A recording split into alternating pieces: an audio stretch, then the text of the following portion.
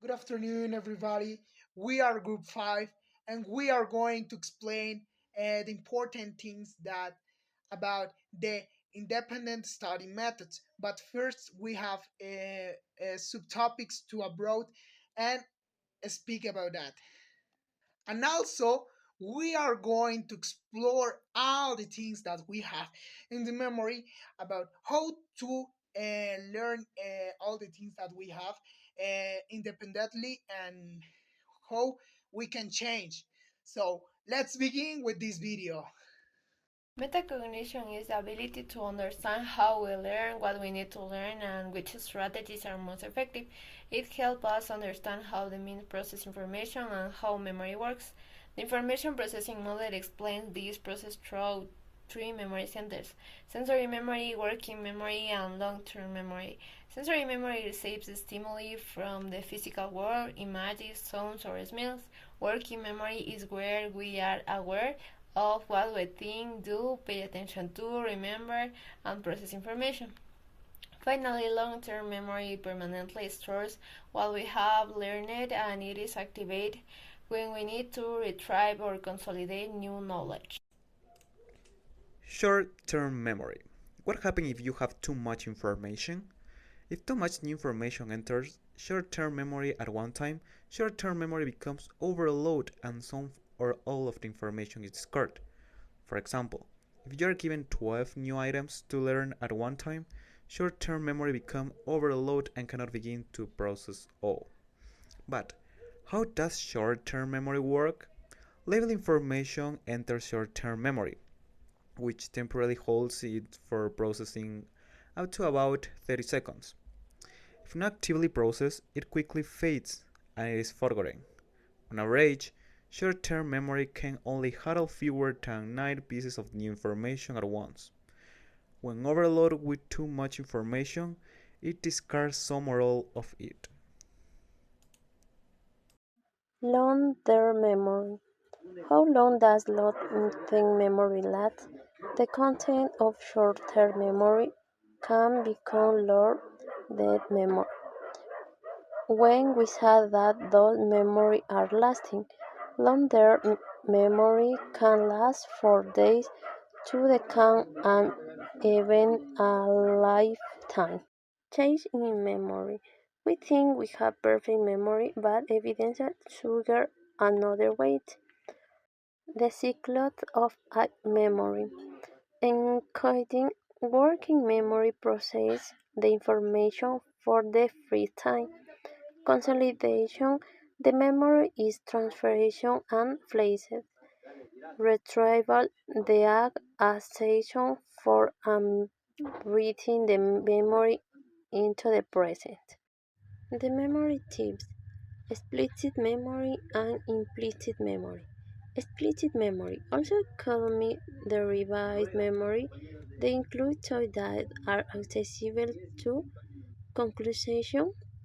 Example: remember school, a birthday party. Implicit memory. This type of memory is consideration and incomplete body. Example include know we have to drive a car or use a computer. Their memory tend to be more durable and resist to forgetting. Okay, you are going to ask you, what is output? Output is very useful in the moment of learning process in English. In the language learning, output refers to producing language through the speaking and writing. It is the output side of input. What is input? Listening and reading, what we produce. And why output matters, you will ask you, but this is important because activates your vocabulary. Shift words from your passive memory to your activate memory. Also, highlights gaps, reveals exactly um, what grammar rules or words you do not know yet. Also, we have the number three, fluency, trains your brain and mouth muscles to process the languages faster.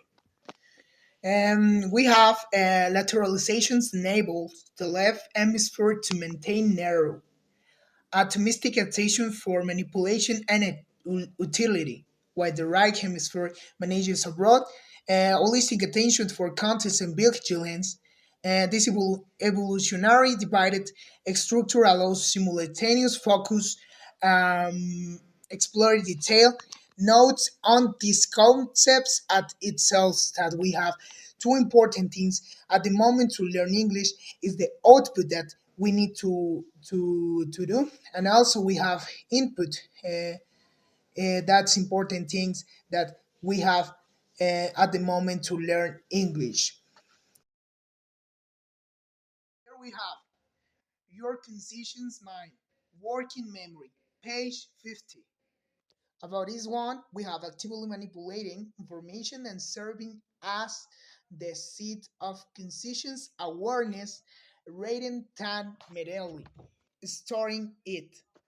The Vitale and Hitch model defines this limit capacity system through the central executive phonological loop and visuospatial sketchpad and episode buffer.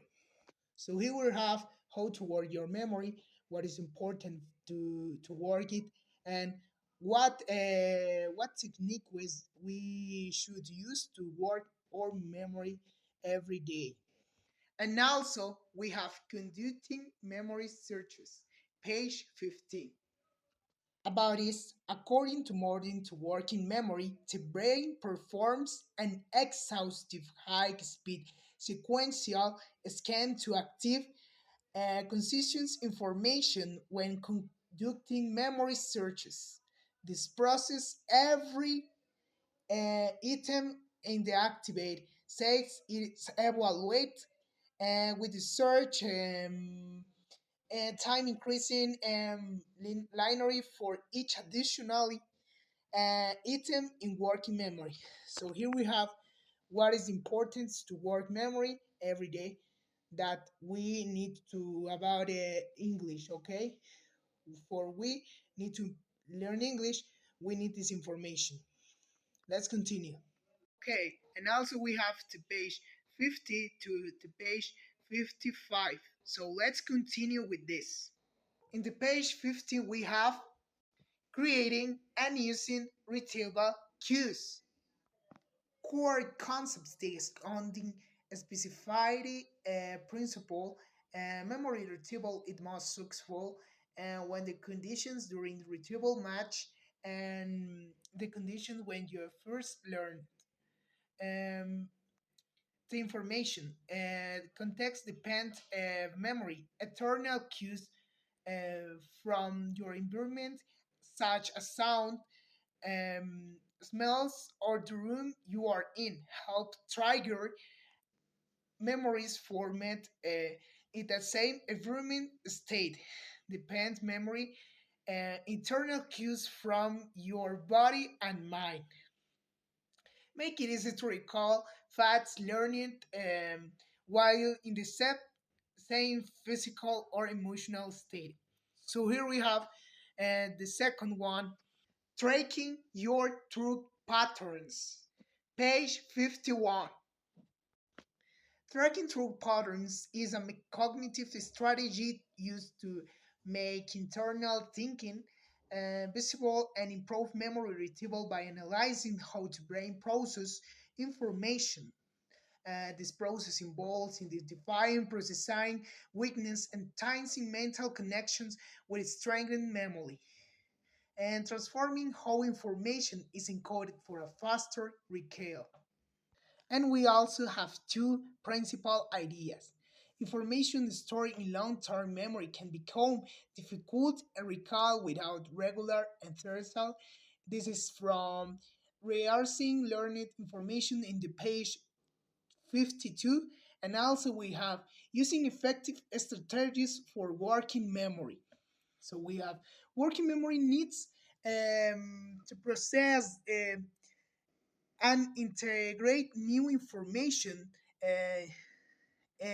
Uh, so it's important to avoid mental overload.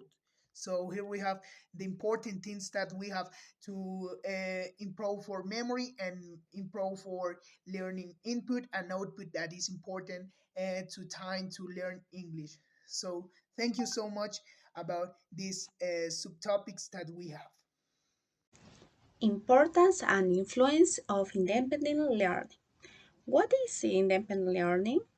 Independent learning is the ability to learn by yourself without depending completely on teacher. Students take responsibility for their own learning progress. Why is independent learning important? Develop responsibility. Students become more responsible for their tasks and progress. Improves critical thinking. Learners analyze information, make decisions, and solve a problem on their own. Build confidence. Completing tasks independently increases self-esteem and motivation. Interest facts.